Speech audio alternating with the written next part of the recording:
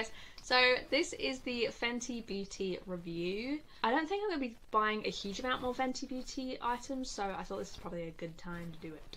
So I've tried a fair few of these products and I wanted to give you my impressions. Okay, so I had a few microphone issues with the first couple of items, but it does get better. I'll put a time up when it starts and when it finishes, and I can only apologise, but I won't be using that microphone again for obvious reasons. So, sorry. Okay, so the first thing I was really excited about was obviously the foundation. It is the Pro Filter Soft Matte Longwear Foundation. I got the shade 120. So, it's meant to be quite thick coverage. I find it kind of medium coverage, if I'm completely honest. And I don't love the finish of it. It is great for oily skin, don't get me wrong. It doesn't look like skin. It looks really unnatural, and because of that I don't love wearing it. I also don't love that it changes colour. It's a pass. It's not for me. I'm sorry. Why didn't she just keep the packaging the same? Like, why is this like soft and pretty, but this is like all edgy? It doesn't mesh. So the Precision Makeup Sponge, I love this thing. It is tiny, that of it is small. It is rounded on this side, it has a flat edge, a bit like the Real Technique sponge, and then it has a flat tip. But it definitely expands when you get it wetter. I love it more than my Real Technique sponge, than my new e.l.f. one that I've been loving, than any of my beauty blenders. That's a big deal. I will continue to repurchase this. My life will never be complete unless I have this. Okay, something else I wasn't a fan of. So this is the Pro Filter Instant Retouch Primer. Again, it has like the pinky packaging, which doesn't go with the box. I don't love this primer. I don't even particularly like this primer.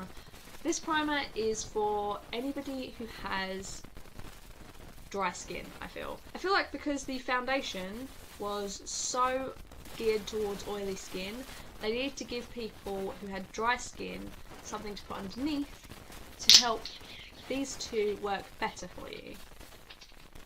If you have oily skin, don't even bother. This is a moisturising primer, a bit like the Hangover RX that I said in my last video. This is not for oily skin, and it was a complete waste of my money. Okay, so something that doesn't work for my skin tone, but I still think it is gorgeous, is the Kilowatts Freestyle Highlighter. I know I could have got a different colour highlighter that would have worked for my skin tone, but honestly, none of them were calling my name. So I thought, what's the point of spending that money on it?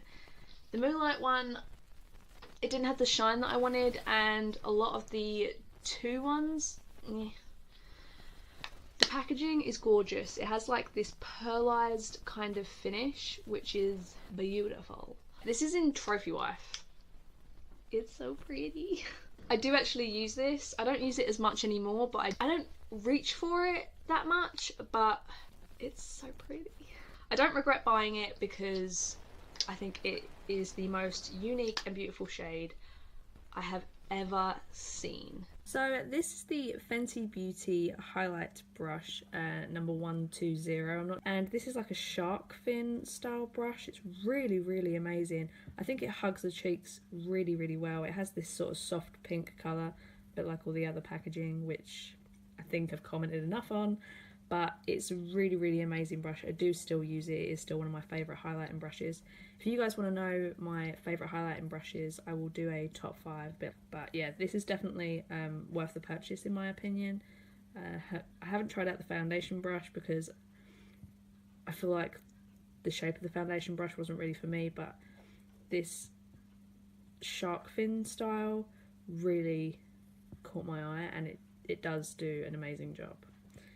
The shark fin sort of flush sides really hug your cheek really well, and the sort of the tip on the end really goes down the nose perfectly if you love a nose highlight.